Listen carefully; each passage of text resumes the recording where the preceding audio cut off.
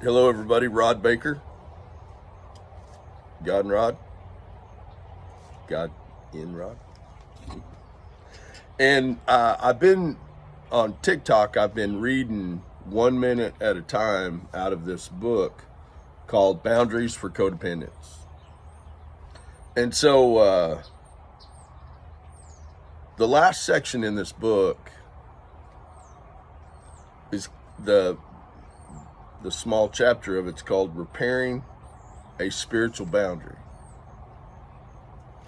And I believe it's worth, I definitely believe it's worth reading. And I hope to you it's worth listening to. Heck, I hope, it's worth you going and getting this book. So let's get started.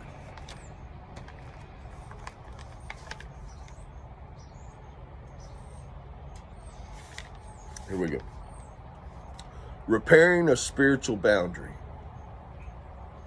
The healing of a spiritual boundary takes time and patience. There is an old saying in Alcoholics Anonymous that spirituality is the first thing to go and the last to return. As codependents with damaged boundaries, we live in confusion, often not separating our physical, mental, or emotional reality from others.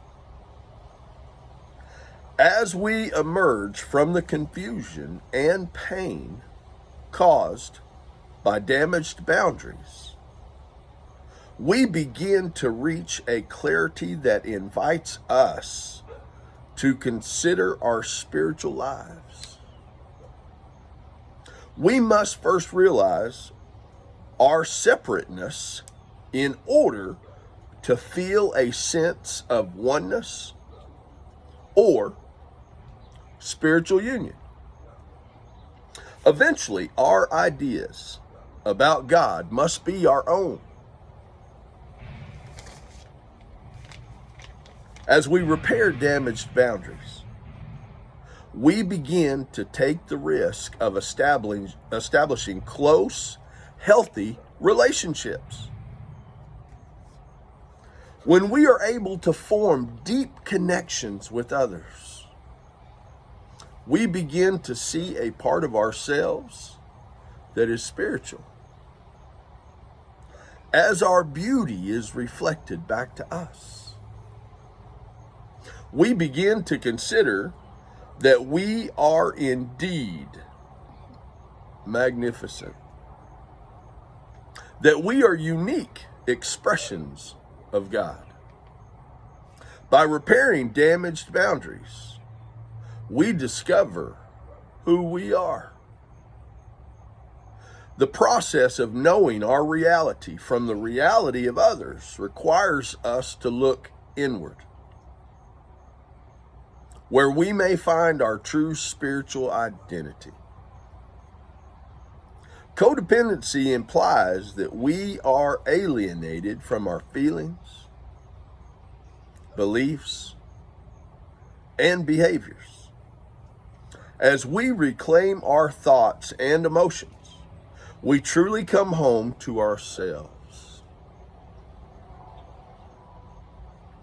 There, we gradually develop our ideas of a higher power that are not dependent on other people's beliefs.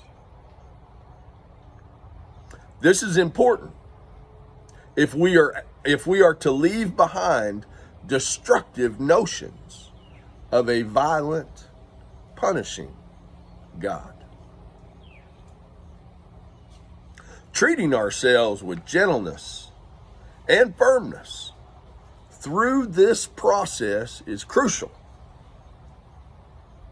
As our spirituality returns or is established for the first time, we see the emergence of childlike qualities that were buried deep in us. Spontaneity, flexibility, humor, joy, play, laughter, and risk-taking. Let us believe the idea of a loving, accepting, and forgiving God. The following affirmations can help us to repair a damaged spiritual boundary. Okay? These affirmations. So try and say these, at least daily. I am a beloved child of God. I am allowed to make mistakes. I am protected and supported in the loving hands of God. Learning where we end and others begin takes practice. Setting our limits with others takes courage. The excitement that comes with establishing our boundaries is well worth the effort. In the end, we have a clear identity and a stronger sense of dignity.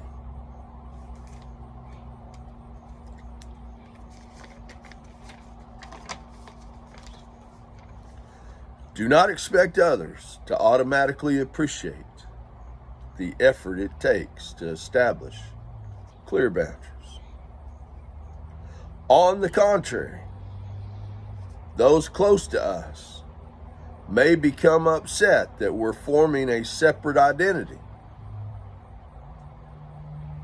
Be assured, however, that as our physical, emotional, intellectual, and spiritual realities become clear and strong, relationships will become healthier and more satisfying. In the end, it is up to us to form our boundaries with others. No one can do this for us.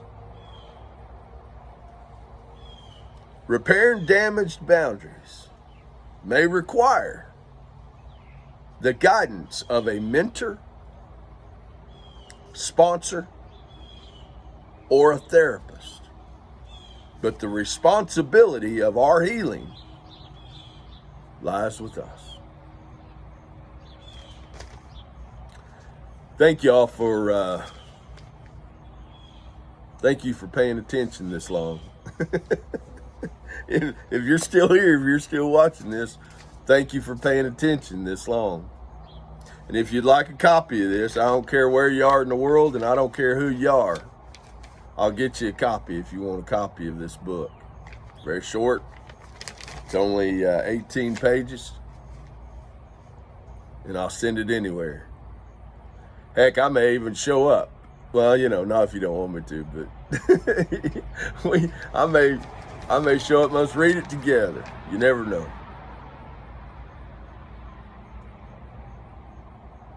May you come to see how much God comforts us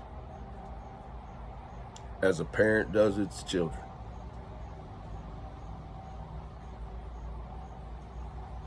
Talk to you later.